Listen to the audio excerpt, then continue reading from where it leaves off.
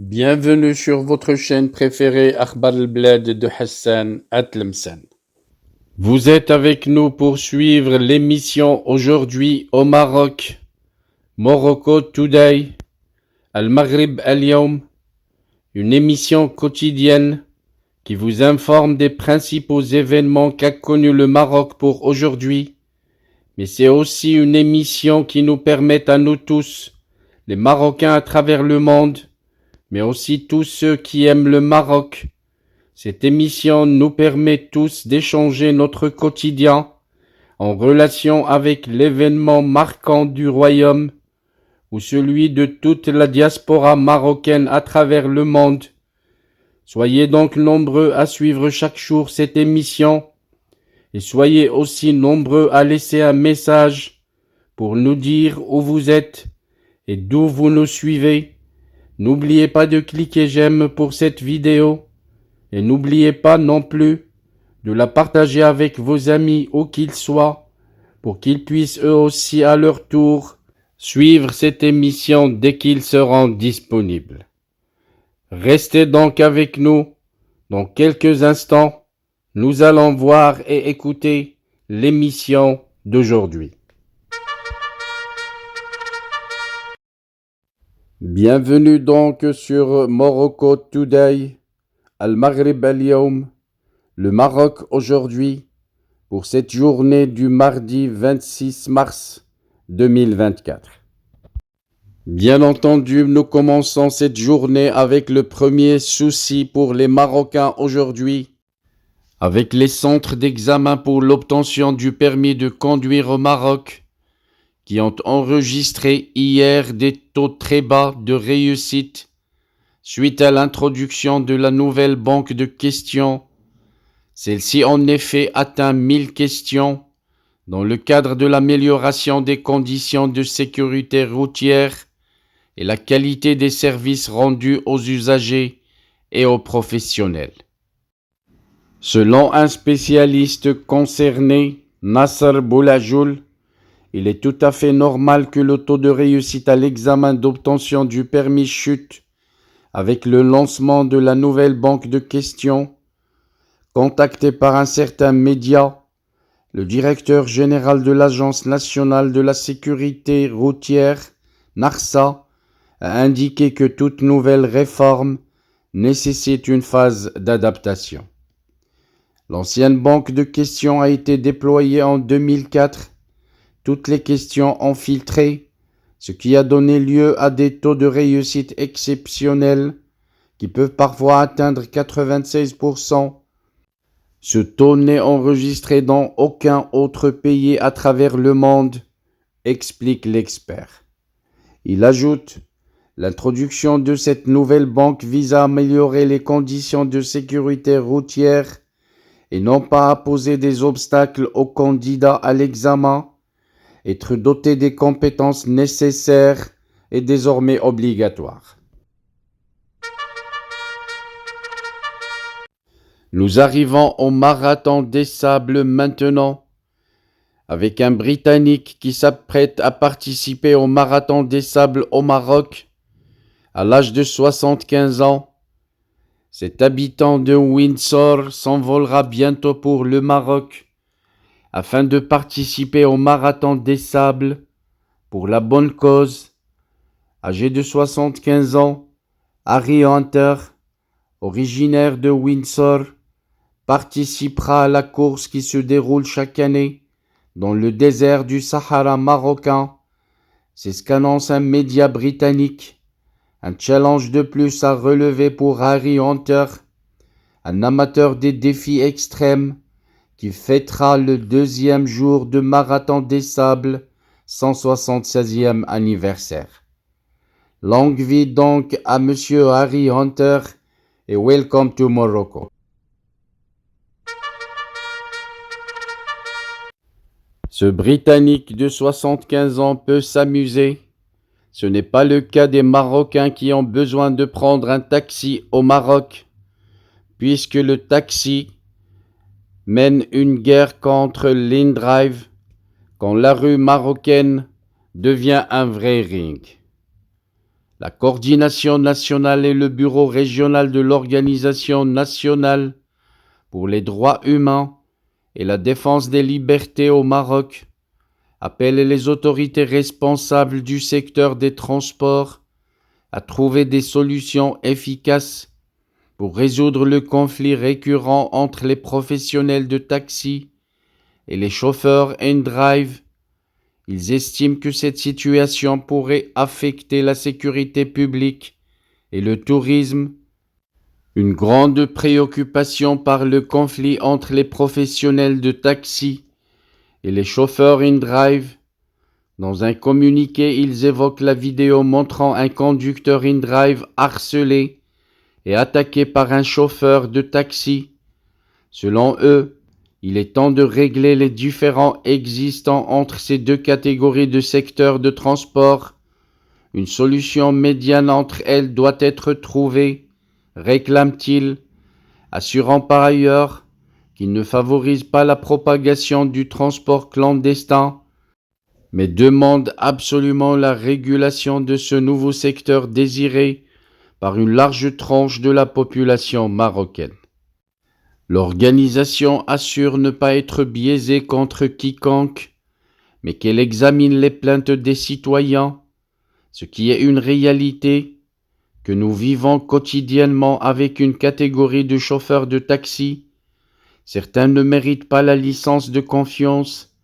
Il y en a même qui ne méritent pas même le terme de chauffeur de taxi à cause de leur comportement et de leur traitement avec les clients, avec un harcèlement aussi bien à l'extérieur du taxi avant de s'arrêter qu'à l'intérieur du véhicule une fois pris comme client.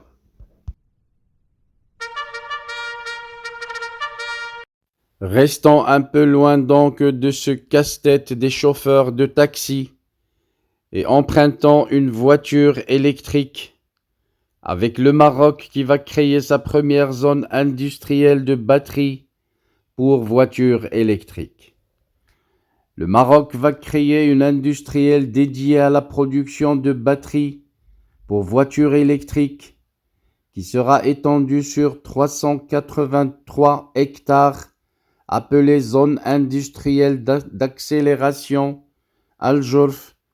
Le projet a d'ores déjà attiré 3 premiers investissements pour une enveloppe d'environ 2,3 milliards de dollars. Il devrait générer 4000 emplois et selon le ministre de l'Industrie et du Commerce Riyad Mezzour, c'est la première fois que le Maroc crée une zone industrielle spécifiquement destinée à la fabrication de batteries électriques.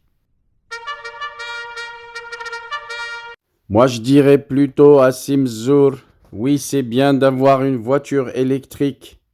C'est bien de voir le Maroc développer une telle industrie. Mais en attendant, on va manger quoi? Pendant ce ramadan surtout, avec le prix de la tomate qui repart à la hausse. Les prix des tomates sont repartis à la hausse en cette deuxième semaine du mois de Ramadan, ce qui a provoqué la colère des consommateurs. Comme constaté par des médias, le kilo a grimpé à 8 dirhams dans les marchés de Casablanca, alors qu'il ne coûtait que 4 dirhams selon une professionnelle du secteur. Hier, j'ai acheté la tomate à 15 dirhams. Elle est très prisée pendant le mois de sacré, ce qui explique la hausse de son prix. Plusieurs légumes ont d'ailleurs vu leur prix augmenter, aux grandes dames des ménages, surtout ceux qui ont un revenu très limité. Bien entendu, les ministres de M. Arnouch sortiront pour ne dire que cet envolée des prix est dû à l'exportation vers les marchés internationaux, mais je trouve que c'est bizarre d'acheter les oranges à 5 dirhams et d'acheter la tomate à 15 dirhams. En tout cas, tellement le prix de la tomate a flambé que certains pensent même travailler la nuit pour économiser des dirhams, de quoi acheter la tomate. Je plaisante bien entendu, mais il s'agit de 3 consulats généraux du Maroc qui initient le service nocturne pendant ce mois de Ramadan. Une très bonne initiative, et c'est en Île-de-France que ça se passe, avec 3 consulats généraux du Maroc qui ont décidé de se mettre en service de 20h à 23h le mardi 26 mars 2024 en phase de premier test avant une généralisation aux autres consulats du Maroc en France, une initiative qui s'adresse aux concitoyens souhaitant retirer leurs documents préalablement demandés et qui ont des difficultés à se libérer durant la journée. Bravo pour cette initiative inédite avec les consuls généraux du Maroc à Colombes, Villemomble et Paris. Place aux économistes dans cette émission, avec la bourse de Casablanca qui clôture en territoire négatif. La bourse de Casablanca a terminé en territoire négatif ce mardi. Son principal indice, le MASI, perdant 0,19%. Le MASI 20, indice regroupant les 20 valeurs les plus liquides, s'est replié de 0,21%, tandis que le MASI ESG, indice des entreprises, qui recueille la meilleure notation ESG, telle que publiée par Modi ESG Solutions, a perdu 0,06%. De son côté, le MASI Made and Smile Cap, indice thématique qui calcule la performance des cours des petites et moyennes entreprises cotées à la bourse de Casablanca, a reculé de 0,47%. Pas de panique côté tremblement, mais notons qu'au Maroc, une secousse de magnitude 3,2 vient d'être enregistrée tout près de Marrakech. Une secousse de magnitude 3,2 vient d'être enregistrée dans la région de Marrakech, à Safi, ce mardi 26 mars 2024, exactement à 8h06, heure locale, selon les plateformes répertoriant les mouvements sismiques à travers le monde. Cette secousse, située environ 36 km au sud-ouest de Marrakech, s'est produite à une profondeur de 7 km et a été ressentie par les habitants aux environs. Place à la diplomatie et on s'envole pour New York. À l'ONU, le Maroc salue la résolution du Conseil de sécurité pour un cessez-le-feu immédiat à Gaza. La mission permanente du Maroc auprès de l'ONU à New York a souligné sur son compte X que le Maroc salue l'adoption lundi par le Conseil de sécurité de l'ONU de la résolution 2728 qui exige un cessez-le-feu immédiat dans la bande de Gaza pendant le mois de Ramadan. Cette résolution constitue une étape cruciale pour mettre fin aux souffrances des civils palestiniens, a indiqué la mission marocaine. Le Maroc, dont le roi Mohammed VI préside le comité Al-Quds, salue également l'appel de la résolution à l'acheminement de l'aide humanitaire aux civils dans l'ensemble de Gaza et au renforcement de leur protection, a ajouté la même source. Et nous arrivons à ce grand match très attendu de l'équipe nationale du Maroc, le Maroc-Mauritanie. Après leur victoire contre l'Angola 1-0, les Lions de l'Atlas défient la Mauritanie, qui ont atteint les 8e de finale de cette Coupe d'Afrique des Nations en Côte d'Ivoire, ce mardi 26 mars à Agadir, pour un deuxième match amical consécutif sur la route de la CAN 2025 et de la Coupe du Monde 2026. Tout comme le premier match face à l'Angola, cette rencontre revêt aussi d'une importance capitale pour les Lions de l'Atlas, qui n'ont pas pu briller lors de la dernière CAN, avec les nouveaux talents comme l'attaquant hispano-marocain du Real Madrid, Brahim Diaz, et Ilyes Benseghir, la pépite de l'AS Monaco, qui ont rejoint leur tanière. Ils doivent réaliser de très belles performances.